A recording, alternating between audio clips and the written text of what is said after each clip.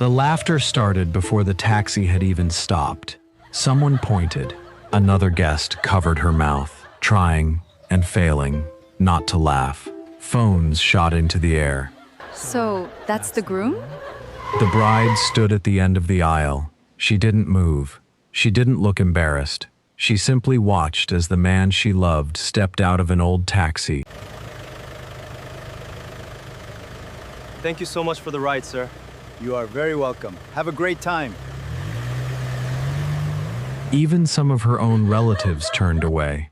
One woman whispered, "She threw her future away." Another muttered, He couldn't even borrow a decent car for his wedding.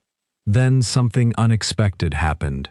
The bride walked past the decorated aisle, past every waiting guest, and took his hand before anyone else could reach him. The room fell silent. Why wasn't she ashamed? Why did the groom seem completely untouched by the insults? And why did the old taxi driver suddenly begin to cry? No one there knew that this wasn't the first time people had judged the man standing in front of them. For years, they had underestimated him. Business rivals dismissed him. Old friends walked away from him. Even members of his own family believed he would never be worthy of carrying his father's name. He never argued. He never explained. He simply let people believe whatever they wanted, until one woman chose to see the man instead of the image. She would become the first person to understand not only who he truly was, but the painful promise he had kept since the day he chose silence over everything else he loved. Before this wedding was over, the people laughing the loudest would wish they had stayed silent. Because the old taxi wasn't hiding poverty, it was hiding the one secret he had protected for 20 years. And when the truth finally came out, one question would leave everyone speechless. Why would a man invite his own father to his wedding without ever calling him by that name? None of the guests laughing at the old taxi that morning knew the story behind it. To understand why a billionaire would choose to arrive at his own wedding looking like a man who had nothing, you had to go back 3 years, to a small cafe, and a rainy Tuesday neither of them ever forgot. Zilla had arrived in Seoul with 2 suitcases and a scholarship that covered exactly half of what she needed to survive. She worked nights at a small cafe near Hongdae, the kind of place that stayed open past midnight for university students cramming before exams and lonely office workers who weren't ready to go home. She learned Korean fast, not from textbooks, but from listening, from apologizing to customers in careful, broken phrases until the phrases stopped breaking. She never spoke about her hardships to strangers. She didn't need to. People who met her felt it anyway. Something steady in the way she carried herself, something unhurried, as if she had already decided that bitterness was a luxury she couldn't afford. It was on an unremarkable Tuesday, rain falling in thin sheets outside the cafe windows, that a man walked in wearing a jacket 2 sizes too big and shoes that had clearly seen better years. He ordered the cheapest thing on the menu and sat in the corner with a notebook, writing for almost 2 hours before he looked up so much as looked up. "You're still here," Zilla said, wiping down the table beside him as closing time approached. "Is that a complaint?" he asked, and there was something in the dryness of his tone that made her laugh before she could stop herself. "It's an observation," she said. "Most people don't stay this long over one coffee. Most people have somewhere better to be," he said. "I don't." She didn't ask what he meant. She simply refilled his cup without charging him for it, because something about his eyes, tired but not hollow, reminded her of her own father, a man who had worked himself thin trying to give his children a better life than the one he'd had. His name was Byung-ho. He came back the following week, and the week after that. They talked about small things, books neither of them had finished, cities neither of them had seen, the particular loneliness of being far from the people who raised you. He never mentioned money. She never asked. It did not occur to her that there was anything to ask about. What she didn't know, what almost no one knew, was that the man sitting in the corner of that cafe, dressed like he could barely afford his rent, was the largest shareholder of Kong Group, one of the most powerful conglomerates in South Korea.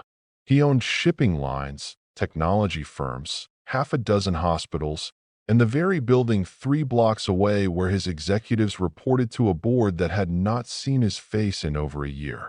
He had built an entire second life designed around invisibility, and he guarded it the way other men guarded fortunes. Because 4 years before that rainy Tuesday, his father, Kong Hyun-woo, had died in a car accident on a highway outside Seoul, an accident that, depending on who you asked, was either a tragic mistake or something far more deliberate. Hyun-woo had spent the final years of his life quietly investigating corruption inside his own company, corruption his own brother had built piece by piece while smiling at family dinners. The night before he died, he told his son one thing: don't trust people who only see the company. Trust the ones who would still know you if you had nothing.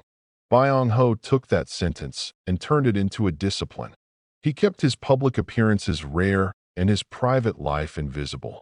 He drove old cars when no one was watching. He ate at small restaurants where no one recognized his face. He let people mistake him for ordinary, because ordinary people, he discovered, told him the truth about himself, about the world, about what mattered, far more often than anyone who knew exactly how much he was worth. He never corrected the assumption, not with the cafe regulars who thought he was an unemployed graduate student, not with the elderly woman who ran the noodle stall who slipped him extra portions because she thought he looked too thin to be eating properly, and not, in the beginning, with Zilla. It wasn't dishonesty, he told himself. It was survival. Their relationship grew the way real things tend to grow, slowly, without ceremony. He walked her home some nights when the streets were empty, not because she needed protection, but because neither of them wanted the conversation to end. She told him about her mother's illness back home, the kind of illness that required money she didn't have and prayers she gave freely. He listened in a way most men didn't, not waiting for his turn to speak, but actually absorbing what she said, filing it away as if it mattered. One evening, she mentioned, almost in passing, that she hadn't been able to send money home that month because the cafe had cut her hours. 2 days later, an envelope appeared at her apartment door with exactly enough money to cover her mother's next round of treatment. No note, no name. She never found out it was him. Not then. He made sure of it, routing the gift through a small charity he funded anonymously, the same one that quietly paid hospital bills for families who could never repay him and would never know who to thank. That was the kind of man he was when no one was watching. Generous without needing credit, careful without needing control. Meanwhile, far from the small cafe and the rain-streaked windows, his family had begun to notice his absences. Kong Do-jin, his uncle, sat at the head of a long mahogany table inside Kong Group's headquarters, his fingers drumming against a folder marked confidential. "He's been seen in Hongdae again," he said to the man across from him, Park Jae-hyun, the family's longtime lawyer. "A woman, African, works at a cafe. Is that a crime?" Jae-hyun asked, though his tone suggested he already suspected where this conversation was headed. "It's a liability," Do-jin said. "He is the largest shareholder of this company. If he marries beneath his station, beneath our reputation, the board will use it as an excuse to challenge his control. You know how this works, Jae-hyun. You've watched me work for 20 years. What Do-jin didn't say, what he would never say aloud, even to his own lawyer, was that he had spent a decade quietly maneuvering for more control over Kong Group, ever since his brother's death had left Byung-ho, barely 30 at the time, holding more shares and more power than Do-jin believed a soft, young man deserved. If Byung-ho married someone foreign, someone without wealth or status, Do-jin could frame it publicly as recklessness. He could frame it to the board as instability. He could use it, He just needed the right moment. That moment arrived nearly a year later, the night Byung-ho finally brought Zilla to meet his grandmother. Kong Hae-jin lived alone in a quiet hammock on the outskirts of the city, refusing every offer to move into the family's newer, larger properties. She was 81 years old, sharp-eyed, and utterly unimpressed by wealth, having watched it corrupt nearly everyone around her except, she often said, her late son and, she hoped, her grandson. When Byung-ho introduced Zilla, his grandmother studied her for a long, silent moment before speaking. "You don't know who he is?" she said. It wasn't a question. Zilla glanced at Byung-ho, confused. "He works. I think he does something with logistics. He's never been very specific." Hygiene laughed, a short, surprised sound. "He's been honest about being dishonest, then?" She turned to her grandson. "You haven't told her." "I will," Byung-ho said. "When the time is right." "The time is never right for truths like that," Hygiene said. But she didn't push further.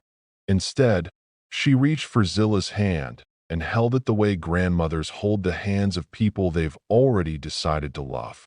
"Whatever he is, child, you make him sit up straighter. I haven't seen that in years." It was the closest thing to a blessing either of them would receive for a long time. Because 2 weeks later, Doo-jin made his move. He hired investigators, quiet, expensive, thorough. Within a month, he had a folder full of details about Zilla's life. Her visa status, her modest income, the loans her family carried back home, even old photographs from her university days in Lagos. None of it was scandalous. All of it was, in Doo-jin's hands, a weapon. He leaked selective pieces to a journalist he trusted to twist them. Choi Eun-seo, a woman with a reputation for stories that read like exposés and functioned like character assassinations. The headline ran 2 days later. Kong Group Heir's secret girlfriend, gold digger or true love? The article didn't accuse Zilla of anything directly. It didn't need to. It simply listed facts in an order designed to make her look exactly like what Doo-jin wanted the public to believe. A foreign woman of modest means who had, against impossible odds, attached herself to one of Korea's wealthiest bachelors. The comments section did the rest. Zilla found out the way most people find devastating news now, through her phone, at 4 in the morning, when Ada called her in a panic. "Have you seen it?" Ada asked, her voice already breaking. "Seen what?" By the time Zilla finished reading the article, her hands were shaking too hard to hold the phone steady. It wasn't the lies that hurt most. It was the comments beneath them, hundreds of strangers and a few people she recognized, dissecting her life as if she were a puzzle designed to be solved and discarded. She didn't go to the cafe that day. She didn't answer Byung-ho's calls, not because she didn't trust him, but because she needed to understand, fully, what kind of storm she had walked into before she could face him. When she finally did answer, his voice was raw in a way she had never heard before. "I should have told you everything," he said. "Before any of this." "I'm sorry. Tell me now," she said. So he did. He told her about the company, about his father, about the highway and the investigation that died with him, officially ruled an accident, unofficially a wound that never closed. He told her about his uncle, about the years of quiet maneuvering, about a fortune so large it had stopped feeling like a blessing and started feeling like a leash. When he finished, the silence on the line stretched long enough that he thought, for one terrifying moment, that she had hung up. "You let me think you were ordinary," she finally said. "I let myself believe it too," he answered.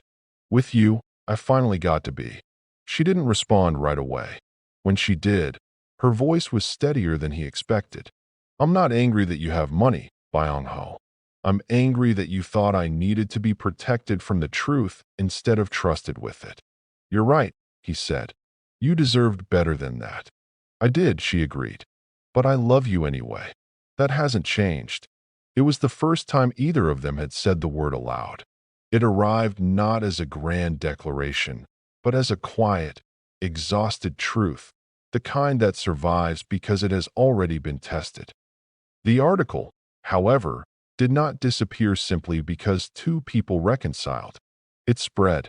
Friends Zilla had made and Soul began distancing themselves, unwilling to be associated with this scandal they didn't understand and didn't care to. Her own brother, Chike, called from Lagos, his voice tight with worry disguised as anger. "Do you understand what you're walking into?" he demanded. "These people will eat you alive and call it a wedding." "I understand more than you think," Zilla said calmly. "Then walk away. Come home. We'll figure out the money for Mama's treatment some other way." "This isn't about money, Chike. Everything is about money when you have none," he snapped, then immediately regretted it. There was a pause, heavy with things unsaid. "I just don't want you to be the headline they turn you into," he said, quieter now. "I don't want them to win." "Then trust me," Zilla said. "Let me decide what winning looks like." He didn't answer, but he didn't hang up either, and for now, that was enough. Inside the Kong family's main estate, the fallout was just as fierce. Dujin called an emergency meeting with the board, framing Byung-ho's relationship as a reputational risk requiring immediate resolution. Several board members, already uneasy about a chairman who avoided public life, used the article as justification to push harder for restrictions on his authority. Lee Sherwoo, Byung-ho's executive assistant, one of the only people inside the company who knew the full truth of his employer's double life, watched the storm build with growing alarm. "They're talking about forcing a vote," Sherwoo warned him one evening, sliding a folder across the desk. "If your uncle gets enough support, he could push through restructuring that limits your control over major decisions. This isn't just about your wedding anymore. It's about the company your father spent his life building." Byung-ho stared at the folder without opening it. "Let them vote." "Sir, I'm not going to let fear decide who I marry, Sherwoo. My father didn't build this company so that his son could be ruled by people who only respect money." He finally looked up. "Prepare everything I asked for. The wedding stays on schedule." Sherwoo hesitated, then nodded, because in 3 years of working closely with this man, he had learned that beneath the quiet exterior was someone who, once decided, could not be moved. The grandmother, however, proved to be the family's unexpected fortress. When Dujin visited Hygiene to discuss the situation, expecting an ally in his own mother, he found instead a woman entirely unmoved by his concerns. "You built a fortune chasing my brother's approval your whole life," Hygiene said, not looking up from the tea she was pouring. "And now you'd burn down his son's happiness to finally get the company you think you deserve." "This isn't about the company, Mother.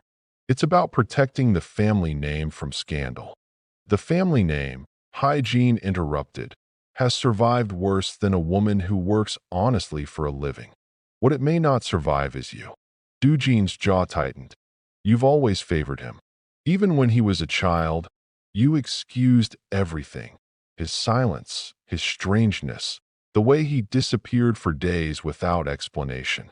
I built half of what this family owns while you were busy excusing your favorite grandson for being soft." "I excused him," Hygiene said calmly, finally meeting his eyes, "because grief makes some men loud and others quiet. You chose loud. He chose quiet. I have never once mistaken volume for strength, Dujin, and I'm not about to start now." Dujin left the house that day angrier than when he'd arrived, but more determined too. If his own mother wouldn't help him stop this wedding, he would simply have to make sure the wedding itself became the proof he needed. Proof that Byung-ho's judgment couldn't be trusted, that his choices were reckless, that the board should strip him of control before he humiliated the family any further. He began quietly courting allies among the board, promising restructuring deals, favorable positions, anything that would secure votes for the moment he needed them. Meanwhile, the wedding planner, Yoon Mi-ra, found herself caught in the middle of a storm she hadn't signed up for. Vendors began pulling out, citing scheduling conflicts that were obviously fabricated. A florist who had already accepted a deposit suddenly claimed an emergency. A venue manager hinted, apologetically, that certain concerned parties had reached out about the wisdom of hosting the event. "I don't know how much more of this I can shield you from," Mira admitted to Byung-ho during one of their planning calls, her voice tight with stress. "Someone with serious influence wants this wedding to fail before it begins." "Let them want it," Byung-ho said. "We'll have the wedding if I have to set up chairs myself." Doo-jin, for his part, grew bolder by the day. He convened a second meeting. This one smaller, quieter, attended only by board members he had already half convinced. He laid out his case carefully, never once raising his voice, because he had learned long ago that calm men were believed faster than angry ones. "I'm not asking you to remove him," he said, sliding a single sheet of projected earnings across the table. "I'm asking you to consider whether a man this easily distracted by personal matters should hold this much unchecked authority alone. A co-leadership structure. Shared oversight. Nothing dramatic, simply prudent." One of the older board members, a man named Soo who had served under Byung-ho's father for 2 decades, studied the sheet for a long moment before speaking.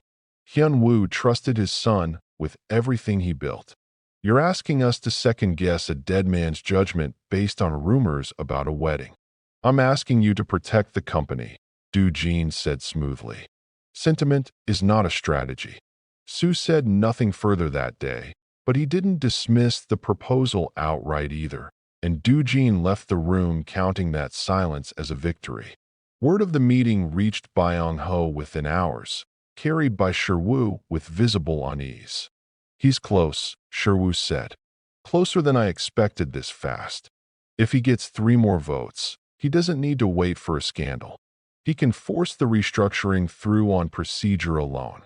Byung-ho absorbed this without any visible reaction, the same stillness he wore in every crisis since his father's death. "Then he'll get his votes," he said, "and he'll still lose. People only follow strength when they believe it's the only option in the room. I intend to give them another one." He didn't elaborate further, and Sherwoo, long accustomed to operating on partial information, didn't push. It was during this period, 2 weeks before the wedding, with rumors swirling and vendors dropping out and Doo-jin's allies multiplying inside the boardroom, that Zilla found herself standing on the rooftop of her apartment building at midnight, staring at the city lights, asking herself the question she had been avoiding. When Byung-ho found her there, he didn't speak right away. He simply stood beside her, letting the silence hold whatever she needed it to hold. "Tell me the truth," she finally said, not looking at him. "Can we still stop this?" The question hung in the cold air between them like something fragile. He turned to face her fully. For a long moment, he said nothing at all. He simply smiled, small, certain, unshaken, and reached for her hand. She would replay that smile for years afterward, trying to decode exactly what it meant. In that moment, though, all she understood was that it wasn't an answer. It was a promise that didn't need words. If you're still rooting for them right now, if some part of you is holding your breath, hoping love wins over every ugly rumor and every cruel headline, type "True love sees the heart" in the comments below. I want to know exactly who's still walking this journey with them. And if this story has its hooks in you already, hit subscribe and like the video, because what happens next changes everything you think you understand about this wedding. The final 2 weeks unraveled like a countdown neither side could stop. Doo-jin secured enough quiet promises from board members to feel confident he could force a vote the moment the wedding became, in his words, a demonstrable embarrassment. He met privately with Unesio again, feeding her a second story, this one time to publish the morning of the wedding itself. A story questioning whether Byung-ho was fit to lead a company while making emotionally reckless decisions. He didn't realize, in his confidence, how closely Sherwoo had been watching him. Sherwoo had spent years quietly documenting Do-jin's maneuvers, not out of personal ambition, but out of loyalty to a man who had once, years earlier, paid for Sherwoo's mother's surgery without ever mentioning it again. He brought everything to Byung-ho 3 days before the wedding. Records of secret board meetings, drafts of restructuring proposals, even messages between Do-jin and Eun-seo coordinating the timing of the second article. This is enough to expose him, Sherwoo said. If you want to stop him before the wedding, we can release this now. Byung-ho studied the documents for a long time. Then he closed the folder. Not yet, he said. Sir, with respect, if you wait, he'll use the wedding itself as his stage. I know, Byung-ho said. Let him. Sherwoo stared at him, stunned. You want him to embarrass you at your own wedding? I want everyone in that room to show me exactly who they are, Byung-ho said quietly. My father used to say a man's character reveals itself fastest when he believes no one important is watching. I want to see who believes I'm worth nothing, and I want them to believe it loudly, in front of everyone, before I show them otherwise. It was a risk that terrified even Sherwoo, who had spent years believing he understood his employer completely. But he had also learned, over those same years, that Byung-ho's quiet decisions were rarely as simple as they first appeared. And the taxi? Sherwoo asked. You're certain you want to arrive that way? More certain than I've been about anything in years, Byung-ho said. The morning of the wedding arrived gray and quiet, the kind of stillness that precedes either nothing or everything. At the Kong family estate, Do-jin moved through his preparations with the calm satisfaction of a man who believed he had already won. He had arranged for several board members to attend the ceremony itself, ensuring they would witness firsthand whatever embarrassment the day produced. He had confirmed with Eun-seo that her second article would publish at exactly 10 in the morning, time to spread through phones in the middle of the ceremony. He had not, however, accounted for his mother. Hygiene arrived at the venue early, dressed in deep green silk, and made her way directly to where Zilla was finishing her preparations. You look terrified, Hygiene observed, settling into a chair beside her. I am, Zilla admitted. Not of marrying him. Of everyone who's about to watch me do it. Let them watch, Hygiene said. My son used to say something similar the day before he married my daughter-in-law. He told me, Mother, I don't need them to approve. I only need her to know who I am. She reached over and gently adjusted a loose strand of Zilla's hair. You already know who he is. That's more than most of these guests will ever understand about anyone they call family. By mid-morning, the venue had filled with exactly the kind of crowd Do-jin had hoped for. Designer suits, foreign investors flown in for the occasion. Minor celebrities invited more for appearances than friendship, board members exchanging knowing glances, anticipating a spectacle. Young Tae-min, the master of ceremonies, ran through his notes one final time, glancing nervously toward the entrance where the wedding party was expected to arrive in a procession of luxury vehicles arranged by the event planning team. Every car gleaming, every detail curated to project wealth and prestige. Every car arrived, except one. When the old taxi finally rolled to a stop at the edge of the venue, a ripple of confused laughter moved through the crowd before settling into something sharper, crueler. Surely that's not. Is he getting out of that? Someone near the front row, a business associate Do-jin had specifically invited, didn't bother lowering his voice. This marriage is already a disaster, he said to the woman beside him, loud enough for a dozen people to hear and repeat. A guest near the back signaled to event security, asking, half joking and half serious, whether the taxi could simply be moved out of frame before official photos were taken. The elderly driver, sensing the mounting embarrassment, fumbled with his door handle, clearly wishing he could disappear. Byung-ho stepped out anyway, calm as still water. He walked around to the driver's side, took the old man's hand in both of his, and thanked him with a depth of respect that seemed almost absurd given the laughter surrounding them. "You didn't have to wait for me," Mr. Han said quietly, his voice trembling slightly. "Not with all this trouble I've caused you." "You've caused me nothing but kindness for 2 years," Byung-ho replied. "Today, of all days, I wasn't going to ride with anyone else." He turned then and saw her, Zilla, standing at the end of the aisle in white, utterly still amid a sea of mocking faces. He walked toward her without hurrying, without flinching, as though the laughter around him belonged to some other wedding entirely. She met him halfway. "You didn't have to do that," she said again, echoing the words from the moment everything had begun. "Neither did you," he answered, glancing at how she'd crossed the aisle to reach him instead of waiting. "But you did it anyway."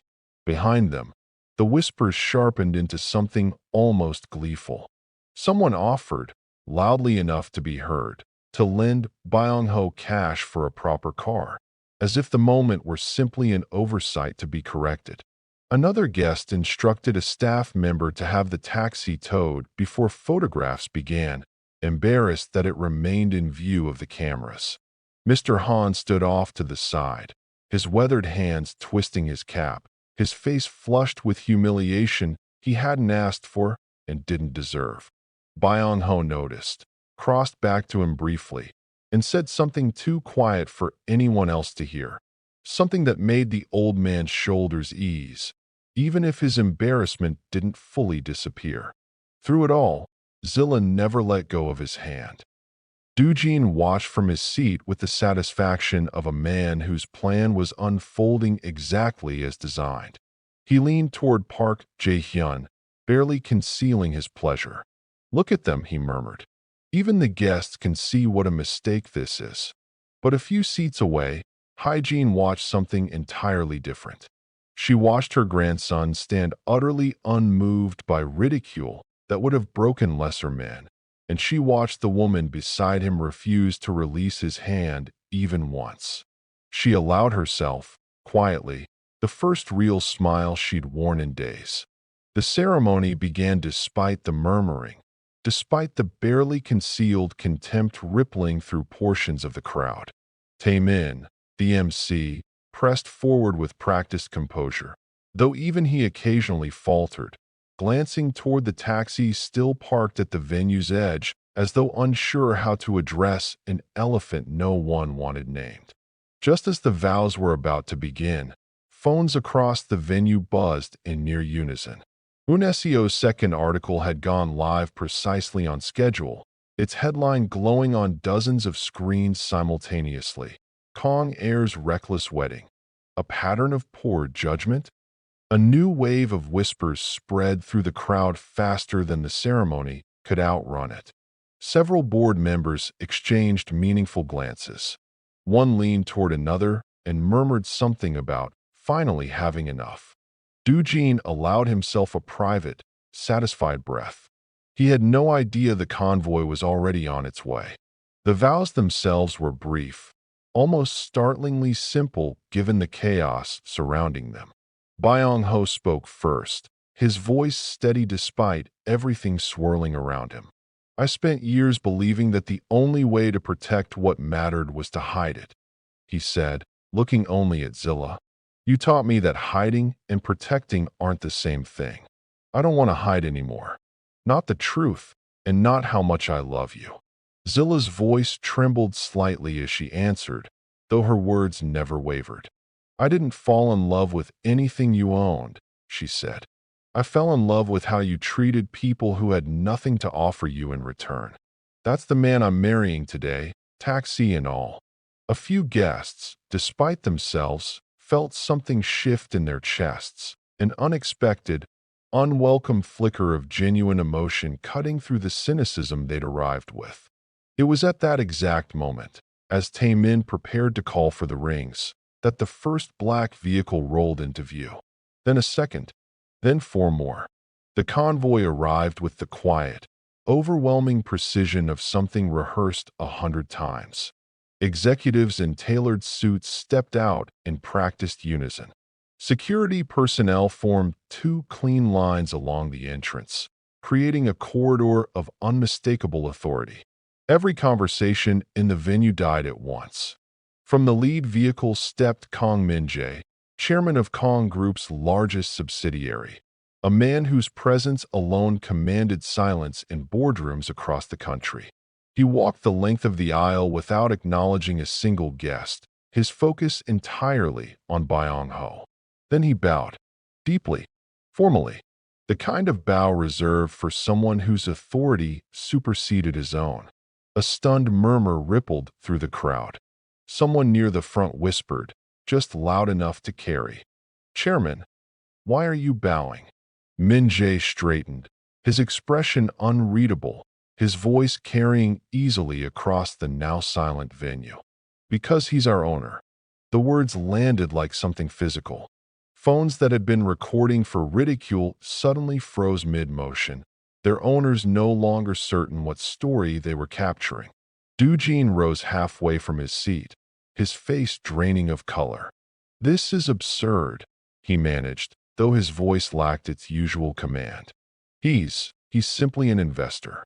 He holds controlling interest in everything you've built your career managing," Min-jae said evenly, turning toward him. "He has for years.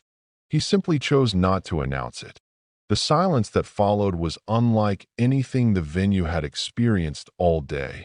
Not embarrassed, not amused, but stunned into something close to reverence. Whispers raced through the crowd like wildfire finding dry grass. The same people who had laughed loudest at the taxi now sat frozen, recalculating every assumption they'd made in the span of a single morning. The associate who'd called the marriage a disaster stared at his own phone, his earlier words suddenly feeling like a noose he'd tied himself. Zilla turned to Byung-ho, her expression caught somewhere between disbelief and something gentler, not surprise at the wealth itself, but at the sheer scale of what he had carried quietly for years. "You could have told them all along," she whispered. "I could have," he agreed. "But I needed them to show me who they were first." Everyone in that venue expected him to seize the moment, to stand taller, to let the silence stretch into vindication, to make every mocking guest feel the full weight of their misjudgment. Instead, he simply turned to face the crowd, his voice quiet but carrying easily in the stillness. "I came in that taxi," he said, "because 20 years ago, my father drove one. Before any of this, before the company, before the buildings with his name on them, he drove a taxi through the streets of this city to support his family. He used to tell me that a person's character should arrive before their status ever does. Today, I wanted to know who was here to celebrate our marriage, and who was only ever interested in celebrating my money." No one spoke. Several guests lowered their eyes, unwilling to meet anyone else's gaze, suddenly aware of exactly which category their own laughter had placed them in. "My father built this company believing that wealth means nothing if it changes who you are," Byung-ho continued. "I've spent years making sure it didn't change me. Today, more than any other day, I needed to know it hadn't." Zilla felt his hand tighten gently around hers. She looked at him, not at the convoy, not at the stunned board members, not at the uncle now sinking slowly back into his seat as though the air had been pulled from the room entirely. "The man I loved yesterday," she said softly, loud enough only for him to hear, "is exactly the same man standing in front of me today." He smiled, not the practiced, careful smile he showed boardrooms and cameras, but the unguarded one she had first seen across a small cafe table, years before any of this began. Taemin, recovering his composure enough to continue, called for the rings with a voice that shook only slightly. The ceremony proceeded, but something had shifted irreversibly in the room, the laughter long gone, replaced by something closer to reckoning. In the back row, Chike sat in stunned silence, his earlier warnings to his sister replaying in his mind with an entirely new weight. He hadn't been wrong to worry. He had simply misunderstood what kind of storm she'd actually walked into. Beside him, Kim pressed a hand to her chest, tears slipping free despite her best effort to remain composed. She had spent months quietly fearing her daughter had chosen love over wisdom. Watching the scene unfold, she understood, perhaps for the first time, that her daughter had simply seen wisdom in a place no one else had bothered to look. Ada, seated near the front, turned to the friend beside her and whispered, "I told you she doesn't do anything without knowing exactly what she's doing." It wasn't entirely true. Zilla hadn't known the full truth until weeks before the wedding. But in that moment, it felt true enough to matter. Eugene sat motionless through the remainder of the ceremony, his earlier confidence collapsing into something hollow. Every board member he had courted now avoided his eyes, recalculating their loyalties in real time. He understood, with a clarity that arrived far too late, that he hadn't orchestrated his nephew's humiliation at all. He had orchestrated his own. After the ceremony concluded, as guests dispersed into a reception filled with considerably more humility than the morning had begun with, Mr. Han quietly attempted to slip away, uncomfortable with the attention now directed at the very taxi that had embarrassed him hours earlier. Byung-ho caught up to him near the parking area before he could leave. "Going somewhere?" he asked. "I thought it best," Mr. Han said, eyes lowered. "I didn't mean to bring trouble to your wedding, sir. If I had known." "You didn't bring trouble," Byung-ho interrupted gently. "You brought me exactly what I needed." He reached into his jacket and withdrew a small envelope, placing it carefully into the old man's weathered hands. Mr. Han opened it slowly, his fingers trembling slightly as he unfolded the document inside.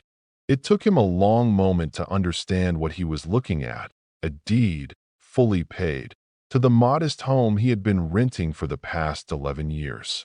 His hands began shaking in earnest now, the paper rattling softly between his fingers. I can't accept this." "You can," Byung-ho said quietly.